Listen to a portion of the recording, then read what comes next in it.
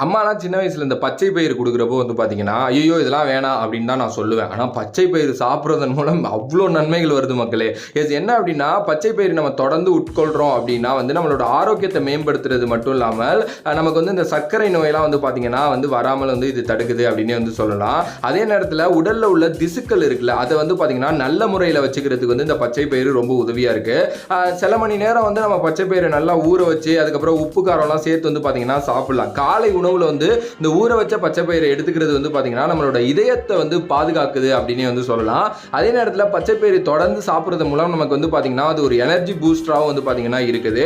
At the same time வயிறுல ஏற்படுற சில தேவையில்லாத விஷயங்களை வந்து பாத்தீங்கன்னா அந்த பச்சை பயிறு தடுத்து நிப்பாட்டுது அப்படின்னு வந்து சொல்லலாம். அதே நேரத்தில் நீங்க வந்து ஜிம் போறீங்க, உங்களுக்கு ஒரு டயட் ஃபுட் வேணும் அப்படின்னா பச்சை பயிறு மாதிரி ஒரு டயட் ஃபுட் வந்து எங்கேயுமே கிடைக்காது.